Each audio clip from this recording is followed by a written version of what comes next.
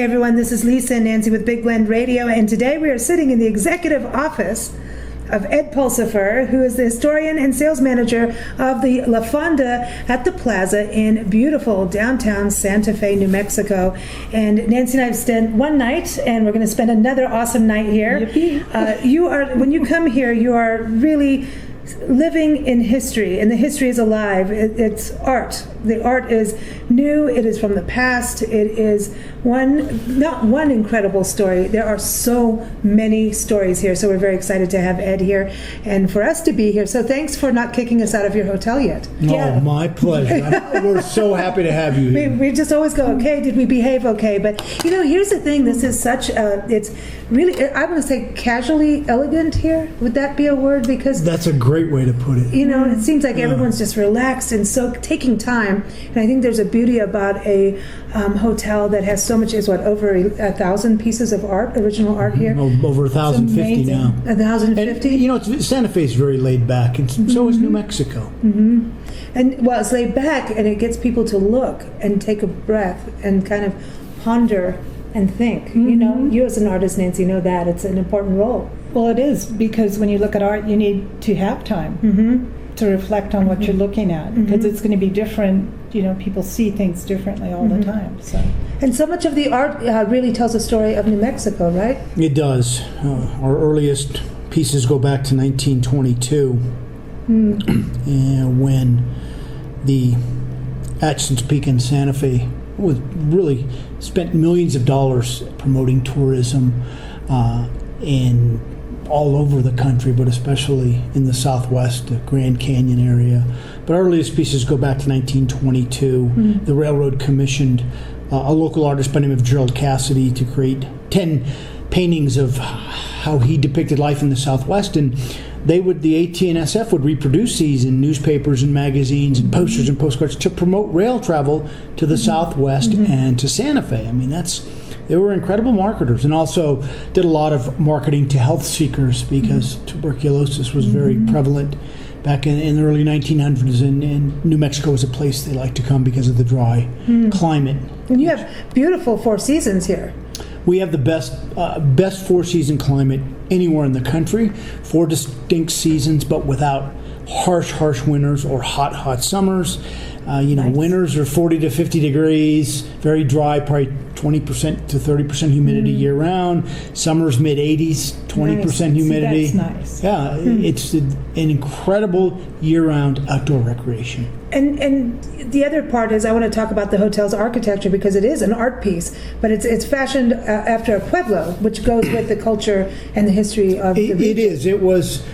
This is actually the oldest lodging corner in the U.S. There's been a Fonda or an inn, some type of lodging, since about 1609. Prior to La Fonda, which opened December 30th, 1922, was the Exchange Hotel. Just an old Western hotel, and a group of local business people decided that in 1919 that the Exchange Hotel had to come down. It was built in the 1830s, just an old Western hotel, and have this beautiful capital, a new grand hotel. So they brought in a mud puppy, which was a tank from World War I, to tear down this hotel. But then they also had an idea that to raise money, that every time they sold a $100 war bond, this tank, not a real big tank, as you can see in the photo, would drive into the Exchange Hotel to tear it down. And that's how they raised $200,000. And an architectural firm by the name of Rapp and Hendrickson out of Colorado built the original La Fonda. They created what you would call Pueblo Revival style. Okay. Which, when you look at this type of building, it looks like a pueblo. Now, a pueblo, there's 19 pueblos in the state of New Mexico. They're dwellings where Native Americans have lived for, thousands of years. Unlike, Plains Indians that have teepees, things like that. So a pueblo is a dwelling. And their architecture, you look at this building, with the different elevations. If you go to Taos and you look at Taos Pueblo, it's 1,000 years old, and it looks like you're looking at a 1,000-year-old apartment complex. With different levels. Yes. It's kind of a good way to put it. Yeah, it's apartment style living. It is. Yeah. So they created Pueblo Revival style. They did the New Mexico Museum of Art across the street in 1917. You can see the similarities when you look at it between that building and this, and many other projects in New Mexico and Colorado. And then also, when you look inside the hotel, you have a lot of vigas, which are big, really kind of logs that are in the ceiling. You have latillas, which are the slats that go between. You have corbels, which are the big wooden supports. So that's what makes this architecture it's so grand. unique. It is. It's spacious. It is. You feel not so close in. You know what I mean? And the rooms, I love the headboards being all painted, and I think that's awesome. everything is just so fun. well appointed and just comfortable. Well, the attention to detail that we do when we do renovation projects goes back to what two very prominent architects. One, Mary-Colter, who was originally a school teacher in the late 1800s, went to the California School of Design to become a design architect. And she did her first commissioned project for the Fred-Harvey company, which we'll talk about after. In 1902, did the Indian Room at the Alvarado Hotel in Albuquerque. And the detail on every renovation that we do ties exactly. What did Mary-Colter do? What kind of designs? What kind of characters? Colors, lightings, things like that. And when we did our renovation in 2013, which was a monumental renovation, because everything, not a typical take everything out and replace. Every wall came out except the exterior and interior walls. This building's made out of penitentiary tile. It's not adobe. Pen tile was made by inmates in the state pen in the early 1900s. It's big red baked brick. Oh, wow. Even the interior walls, if you knock on a wall, are made out of pen tile. Wow. So when we gutted it out, we took off like 100 rooms in the back section, sectioned it off, and jackhammered everything out, working around historical floors from the 20s, historical ceilings. So when you walk into a room, it's like, yes, I've walked into a room from the 1920s, but it's magnificent because the infrastructure's all new. But, for instance, the headboards, we had them cut out based on Colter original headboard patterns that she did. We hired 10 New Mexico artists. They all got headboards, and they all got a book of all the research that Barbara Felix, our design and architect, did on Mary-Colter, months of it. Oh, wow. And they could create whatever they wanted, but they had to use her colors, her designs, things like that in the book. That's why every headboard... Consistency. You guys have consistency. And she has a certain rhythm. Yes, she does. She does. Yeah. And if you look at you have to get it right. around the tables are her characters that she did. The colcha on the curtains are Colter design. The trastero that has the bird, that's the same one in the elevator cab from 1929. Wow. Everything. We were just looking at that, actually. Yeah. That's funny. Everything has a reason. Everything ties back to what she did. Wow, and amazing. It's amazing because you're in the heart of the city, right? And I'm sorry, but it's just not a city. I know the city different, but it's not a city. To me, it feels... It is one of the most authentic cultural destinations. It is, and you're on the Santa Fe Trail. You're also This was on the end of the Santa Fe Trail. Yeah, the end of it. This is where it stopped, right? The final journey. Right. But also, you're on Route 66. Well, yeah, Route 66 dropped off when it opened in November 1926. Dropped off about a block from here. Wow. Amazing. And then 10 years later, just bypassed because they figured they could save 4 hours on the route. Oh, man, I love But it's still, it's incredible. It's iconic, man. Everybody has to do is. Route 66. So let's talk about. There was a hotel here way back when, like a little hotel in the 1600s. Then it became the Exchange, and then here it is. Now we're going to have this brand new building as a Pueblo style that you're talking about, Pueblo Revival. And where does Fred-Harvey come into this? Because he's like the man of tourism for America. He did. He created the first brand of fine dining, the first brand of lodging. Either people know a lot about Fred-Harvey or they know nothing about Fred-Harvey, or they've heard of the Harvey girls. Fred-Harvey came to the United States from England in 1853. He was 17 years old. Came like most people did for opportunity. Ended up in New York, and he worked at a restaurant called Smith & McNell's. It was a fine dining restaurant. He was a dishwasher, pot scrubber, bus tables. He ended up working on the line, but that restaurant experience would have a major impact on his life and really on this country.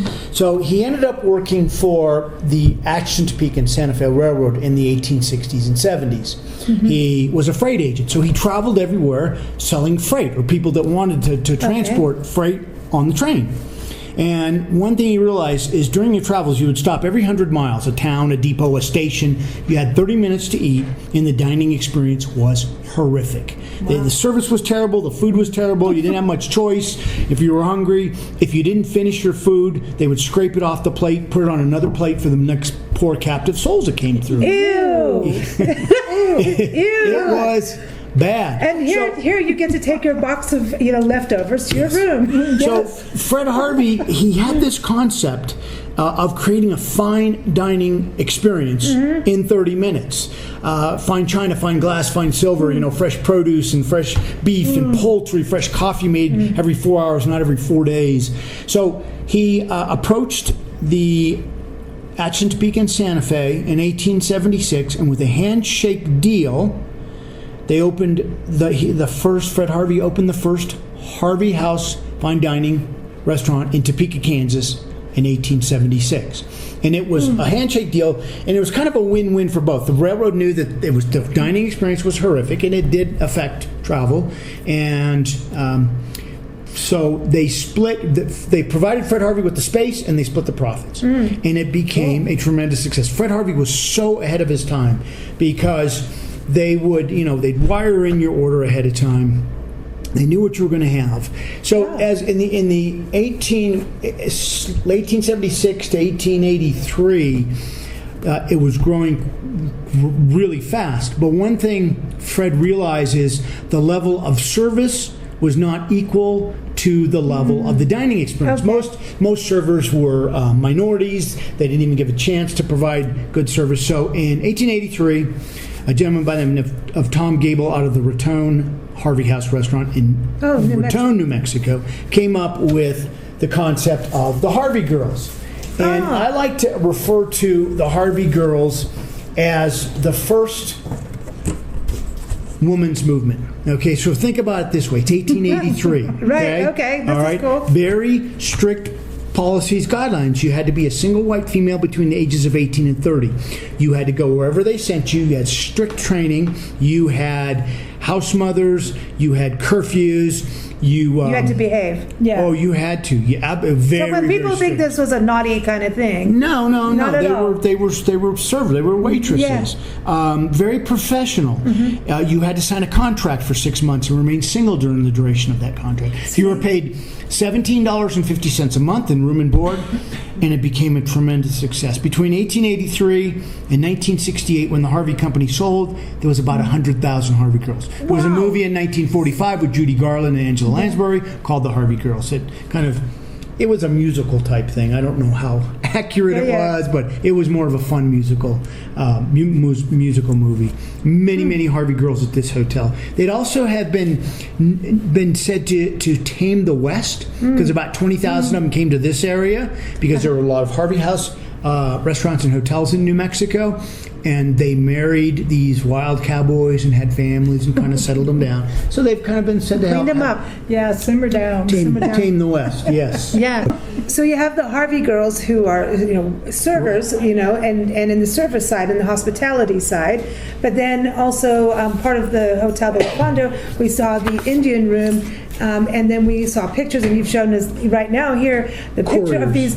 They were couriers, not Indian couriers. Let me tell you how that was created. So Fred-Harvey dies in 1901, influenza. His son Ford Harvey took over the company after that, and he was an incredible entrepreneur just like his dad. And he knew that what the key was the name Fred-Harvey. Didn't want to change it, didn't even want people to know that he was dead, so they kept Fred-Harvey Company. Okay. So in that early 1900s, the company continues to grow very quickly. And of course, all of the projects around the Grand Canyon, between the Fred-Harvey Company and the Chesapeake and Santa Fe, they created tourism around the Grand Canyon, especially with projects that Mary-Colter did. She did the renovation on El Tovar, and of course, Bright Angel Lodge, Desert Watchtower, Hermit's Rest. Those were all Colter and Harvey projects. So they created such a tourism mecca around the Grand Canyon. I mean, there were tens of thousands of people a year. They wanted to take advantage of that, and like, how can we take those people and create another experience in other parts of Arizona and New Mexico? So the Harvey Company was developing a concept called Indian Detours in the mid-20s, which would take people out on these 1 to 3 day excursions and immerse them in Native American history and culture. Imagine going to Bandelier, Puya Cliffs, or going to Taos Pueblo to see a feast day, or Chaco Canyon in the late 1920s, coming from East. They'd never seen Native American history and culture. In fact, the Harvey Company is said to have introduced America to Americans, especially Native American history. See, that's important, yeah. It is. So 1925, they're creating this. Fort Harvey arranged for the railroad to buy La Fonda. It opened December 30th, 1922, had about 55 rooms, struggled first couple years it was open, went into receivership. So Fort Harvey says, I want Santa Fe and La Fonda to be the hub for Indian Detours. This was not a typical Harvey hotel that was trackside, because the train comes into Lamy, which is 20 minutes from here. So AT&SF buys this hotel 1925 for $150,000. It was built for $200,000. Immediately leases it to the Fred-Harvey Company, because now at this time they had a 40-year relationship with the Fred-Harvey Company. So Harvey Company takes it over, immediately starts turning it into a Harvey Hotel, the restaurant. And in May of 1926, the first detour takes off from La Fonda. 6 months later, Route 66 opens. Came about a block from here. So now, all of a sudden, you had so many people coming by rail for Indian Detours, and by car, because of Route 66, there weren't enough hotel rooms here. So the hotel went through an expansion from 1926 to 29. But the Harvey Company used what was called couriers. They were all females, highly educated, and highly trained in Native American history and culture. They were the tour guides. And the Santa Fe room, which you saw, which is just one of our most beautiful historic rooms, there's some balconies that are above it. You saw those. Well, the couriers would stand in those balconies and give lectures on what you were going to go see on your detour. That's why it was called the Indian Lecture Room back then. It's nice. Oh my gosh. So 1926 to 29, La Fonda expands. Mary-Colter at this time was a permanent employee. 1910, she becomes a permanent employee. 50% split between the Fred-Harvey Company, 50% between the Chesapeake and Santa Fe. And she was full-time between 1910 and 1949. She did about 30 projects then. Wow. So busy lady. 1926 to 29, and then she hires another young architect by the name of John Gamim, who has had more impact on New Mexico's architectural history than anybody. This project was his first major, helped catapult his career. He was very passionate about preservation, about historic covenants, church preservation, and then he became the resident architect of the University of New Mexico 1933 till he retired in the 50s. And it did about 600 projects in New Mexico. Yeah, wow. Major. I mean, really he kind of took Pueblo revival style to the next level, kind of romanticized it. That's what you see like in the Santa Fe room. Those beautiful ceilings. It's magnificent. It's like you just went back in time. It's amazing because this is cultural tourism. It is cultural. And that I feel like we're Santa Fe is cultural we're tourism. Back into that now. People want those authentic experiences, and we go through these cycles in tourism and in history, and how what we want is people what our expectations are, and I feel like now more than ever, all ages are seeking. It's like we're seeking the meaning of life, but you know what I mean? It is. I think they're discovering their roots. Yeah, roots what travel. This country really is. Because right now everybody's kind of like, what are we? Yeah, and who are we? But what do we really Do you get people represent? here So to? I think to connect with they're connecting with the past, and I think the hotel in itself is a destination. It is. Absolutely. You have everything here that I'm not saying people shouldn't go outside the hotel. They definitely should, but they don't really have to get No, The you went on sense. on one of our docent tours. Yeah, amazing, Yeah. amazing. I don't know. Let me ask you, in your travels, have you ever seen another hotel? We have 40 docents that volunteer to do tours, regular scheduled tours, Wednesdays, Thursdays, Fridays, Saturdays at 10:30, just of La Fonda. They're an hour long. You saw how they focus on the art Yeah. and history. They're complimentary for anybody. You don't have to be staying here. We do private tours for groups. I don't know. I mean, I've seen hotels that they may have a concierge or staff member that will do tours on a request No, I basis. haven't seen this, Especially in this country. It's like going to a national park and getting your ranger program. You Yeah, know? it is, and, exactly. And you really need to do it to appreciate the stories behind it. So I think it's one of the first things when we had lunch day, an awesome lunch, by the way. Yes. Sat down. It was, to me, very important because you can look at art and have a feeling and a connection to it. But by doing these docent programs, you're keeping the artist's story around. And the That was history, something- we're the history of that resurrecting artist. history. Yeah, because otherwise, there's all this beautiful art, and if you don't know who did it and why and what their story is, you miss part of it. Right. You really do. And so many people, they don't realize that Fred-Harvey and the Harvey Company created the first brand of fine dining and the first brand of lodging. In the mid-20s, when they were at their peak, they had, and you can see here, they were all along the railroad line, they had over 80 Harvey House restaurants, newsstands that were open 24 hours, almost 30 hotels, and over 7,000 employees. That's crazy, Brenda. Yeah, Especially in back then. mid-20s. Hilton hadn't started yet. Hilton, Disney hadn't started. Marriott hadn't started. It was the Fred-Harvey Company. Don't you have an event here in October? We do. Last weekend in October, we do this every year, late October, early November. It's, I think, October 25 through 27. We have a Harvey weekend, a Fred-Harvey weekend. And what it is, we bring wonderful speakers like Stephen Fried, who wrote Appetite for America, which is an incredible documentary of the Harvey Company.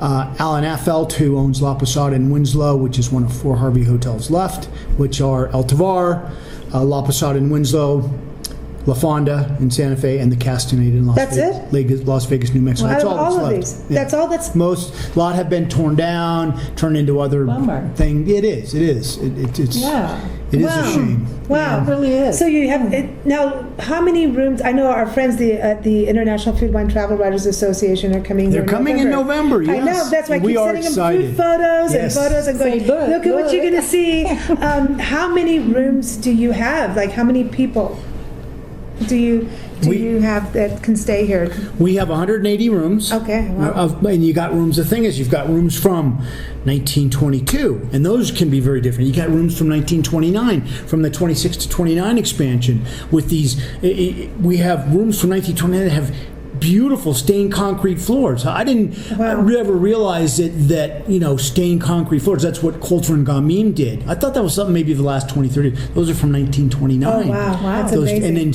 some of the historical ceilings from the late 20s. Then it also went through another expansion, 1949. Then there's other things that have happened along the way. And then in the 80s and 90s, the parking garage, the ballroom. In the late 90s, the terrace section, which is our beautiful terrace ballroom and a beautiful outdoor terrace that overlooks the cathedral as the backdrop. It's just magical. Mr. Grant, President Grant was here. Ulysses Grant we was have here. so many famous people that famous people. I have a list I can get to. Okay, I know it's crazy because so we asked you earlier during lunch about John Fremont, General Fremont, because he's popping up everywhere we're going. He was in New Mexico. He was and so especially Kit Carson with Kit Carson. Yes. And so did he ever come into the hotel? Do you think? He could have when it was the Exchange Hotel. Okay. Because that would have been during that, because the Exchange was built 1830s, which is that time, I say 1830s to 1860, when Carson and Fremont and... Was the Exchange the one where they had the casino?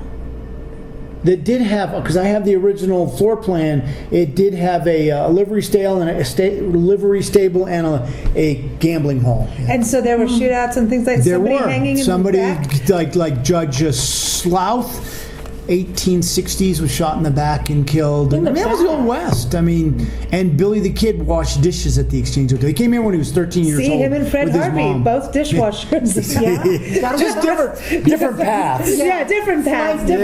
Slightly But it's different. amazing because I just think about, with this being the state capital and Oldest capital in the U.S., highest at 7,000 feet.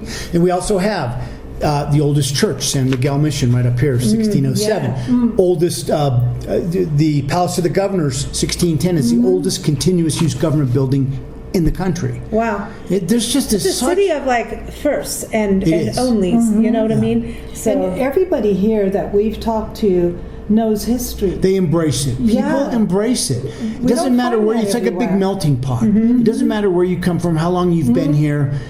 It's a very, very special place. It's very magical. It's very spiritual in many different ways. a lot of nature and all the parks and everything as well. Oh, So yes. what is the website for everyone to come and visit you and check out all the different, you have all kinds of packages and We do. It's Santa Fe, New Mexico, and Santa Fe it's continuously rated one of the top destinations in the world by readers of Condé Nast and Travel and Leisure, and for good reason. I mean, it's not some Disney set. It's something where you're experiencing and you're being part of it, or you're going to Bandelier or Pecos Monument and climbing up ladders and going into kivas that people have been doing for thousands of years. You're not just looking at something. exactly, Right. it's an experience. Our website is www.lafondasantafe.com, and it's any time of year, Santa Fe is an incredible place to come. And don't overlook Santa Fe as far as Albuquerque is the major hub airport, but we now have 9 flights a day coming in. Oh, We've really? worked very hard to support Fly Santa Fe. It's a great little airport. Oh, I love little airports. Yeah. Oh, it's incredible. Even the baggage claim. It's a little manual thing. Oh, cool. It's so That's cool. awesome. It's like you went back in time. Where do the flights come from? So we have there's 9 flights a day. American has direct from Dallas and Phoenix, and United has direct from Denver. Oh, hey. So it's Hey, we do Arizona try to people. encourage. Yeah. No, really. Come on, you Zonies. I can say that. We since do. live there, We get a lot of people from Arizona, especially in the summertime, getting away from the heat because it's 112 degrees there. It's 85 here. Texas is our biggest inbound feeder market. We get a lot of people from Texas. Colorado is big. It's like And probably our that second state is biggest. growing. It is. It is booming And fast. I think a lot of people love, especially Denver. Denver's a great city, but it's big. It's crowded. You come to Santa Fe, it's 70,000 people. New Mexico is. I had culture shock when we drove into here. Yeah. All of a sudden, we just turned the corner, and it's like everything's. You went back in time. I'm like, In what? a time machine. And this is so cool. You're walking the city. yeah. Oh, it's a great walking city. It's a great one. And it doesn't feel like a city. No, it well, doesn't. it's not. There's no, because the city has always done such an incredible job with strict building covenants. It goes back to what John Galmim even helped to start, that nothing can be over 5 stories, nothing can be taller than the cathedral. That's why when this building was built in 1922, That's so cool. it's 5 stories. Sweet. El Dorado that was built in 1985, 5 stories. And it has to look like it fits in. Very strict covenants, but that's why smart. it's such a well-preserved cultural destination. New Mexico's the 5th largest state landmass, and there's 2 million people in the whole state. Wow. Yeah. Cool. Thank you so much Yeah, for it's My your time pleasure. and Thank you for for having us here and for an awesome lunch and everyone that restaurant. I love it's like being in a Mexico. It was an courtyard. outdoor patio from 1922 and then enclosed in 1975. This is not a typical hotel, and that's not a typical restaurant. And the food looks like Fred-Harvey would be happy. He would be very happy. He would be proud. He would. Yes, he would. Thank you.